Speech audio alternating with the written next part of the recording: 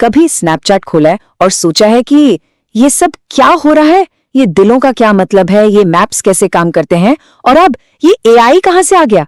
अगर ऐसा लगता है तो यकीन मानिए सिर्फ आपको ही ऐसा नहीं लगता। तो चलिए इन सब चीजों को ना एक एक करके समझते हैं। इस पूरी बातचीत के आखिर तक स्नैपचैट की दुनिया काफी हद तक साफ हो जाएगी और ये पता चल जाएगा कि ये सब काम कैसे करता है। तो हम 5 बड़े सवालों के जवाब ढूंढने वाले हैं। पहला, स्नैपचैट असल में है क्या? दूसरा, दोस्तों के नाम के आगे जो इमोजी दिखते हैं उनका राज क्या है? तीसरा, स्नैप मैप लोकेशन कैसे दिखाता है और उसे कंट्रोल कैसे किया जा सकता है? चौथा, ऑनलाइन सेफ रहने के लिए क्या जानना जरूरी है? और आखिर में एआई के आने से इस ऐप का भविष्य कैसा दिख रहा है? तो सबसे पहला सवाल, स्नैपचैट आखिर है क्या? इसे समझने के लिए इसके सबसे बेसिक आइडिया को पकड़ना होगा।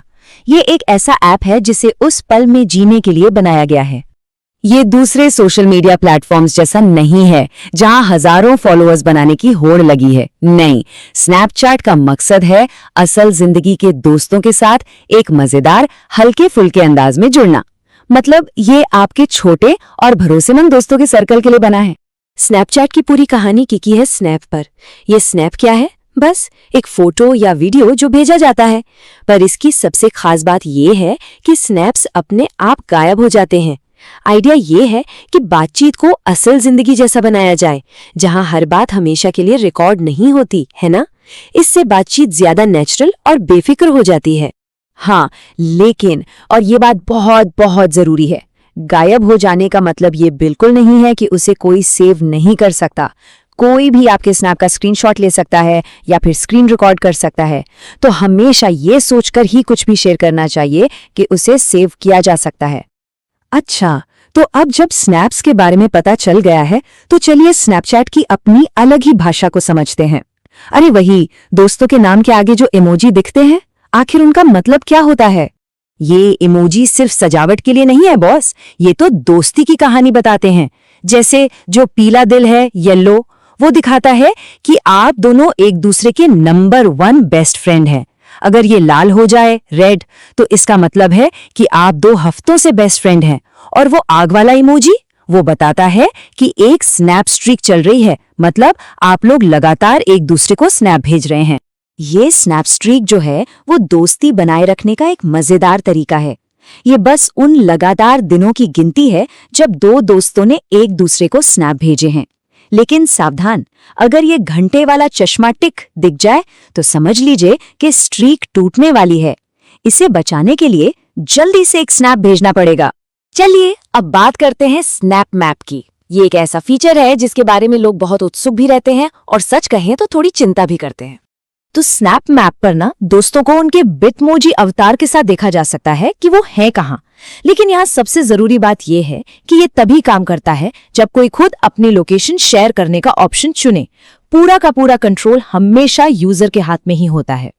तो जाहिर है सबसे बड़ा सवाल यही उठता है कि आखिर किसी के लोकेशन देख कौन सकता है?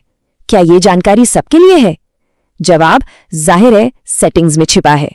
और अच्छी बात यह है कि अपनी प्राइवेसी को कंट्रोल करना बहुत आसान है। अगर लोकेशन छिपानी है तो बस घोस्ट मोड ऑन कर दीजिए। आप ये भी चुन सकते हैं कि इसे कुछ घंटों के लिए ऑन रखना है या 24 घंटों के लिए, या तब तक जब तक आप खुद इसे बंद न करें। पूरा कंट्रोल आपके ही हाथ में है।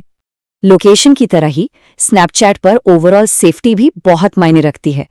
तो चलिए कुछ जरूरी नियमों और सेटिंग्स पर एक नजर डालते हैं जो पता होनी ही चाहिए। तो सबसे पहली और एकदम बेसिक बात, स्नैपचैट इस्तेमाल करने के लिए कम से कम 13 साल का होना जरूरी है। यह नियम सेफ्टी को ध्यान में रखकर ही बनाया गया है। और यहाँ कुछ बहुत ही सीधी सादी आदतें हैं जो सेफ लेने में मदद करती हैं। पहली, सिर्फ उन लोगों की फ्रेंड रिक्वेस्ट एक्सेप्ट करें जिन्हें आप असल जिंदगी में जानते हैं। दूसरी, अपनी प्राइवेसी सेटिंग्स को ठीक से समझें और एक मजबूत पासवर्ड इस्तेमाल करें जिसे किसी के साथ शेयर ना करें।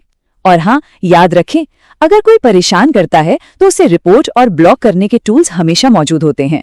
स्नैपचैट एक ऐसी चीज है जो हमेशा बदलती रहती है। तो आखिर में चलिए देखते हैं कि इसमें नया क्या आ रहा है और एआई जैसी टेक्नोलॉजी इसके भविष्य को कैसे बदल रही है।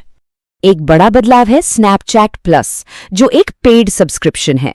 इसमें कुछ एक्स्ट्रा फीचर्स मिलते हैं, जैसे कस्टम ऐप आइकन या ये देखने की सुविधा कि आपकी स्टोरी को किसने दोबारा देखा है। वैसे फ्री वर्जन में अब भी सारे मेन फीचर्स मौजूद हैं। अच्छा, आपने शायद ये चमकने वाला आइकन शायामू देखा होगा। ये एक बहुत जरूरी निशान है। जब भी ये दिखे तो समझ जाइए कि आप किसी इंसान से नहीं बल्कि आर्टिफिशियल इंटेलिजेंस यानी एआई से बात कर रहे हैं। तो ये जेनरेटिव एआई आखिर है क्या? इसे ऐसे समझिए कि ये एक ऐसा स्टूडेंट है जिसने इंटरनेट का सारा डेटा पढ़ लिया है और अब उस जानकारी के आधार पर नई चीजें जैसे टेक्स्ट या इमेज बना सकता है। लेकिन जैसे कोई भी स्टूडेंट गलती कर सकता है, ठीक वैसे ही एआई भी कर सकता है। इसलिए इसकी हर बात पर आंख बंद करके भरोसा करना ठीक नहीं। स्नैपचैट खुद इस बारे में बिल्कुल साफ कहता है। उनकी गाइडलाइंस में लिखा है, ये ना माने कि जनरेटिव एआई के आउटपुट सच हैं या असल घटनाओं को दिखाते हैं। ये बात याद रखना वाकई बहुत जरूरी है। और ये सब हमें एक बहुत बड़े सवाल पर लाकर छोड़ देता है। जैसे जैसे एआई हमारी पर्सनल चैट्स का हिस्सा बन रहा है, उस ऐप पर जो खास तौर पर दोस्ती के लिए बनाया गया था, तो फिर असली दोस्ती का मतलब क्या रह जाता है? ये एक ऐसा सवाल है जिसके बारे में सोचना तो बनता है।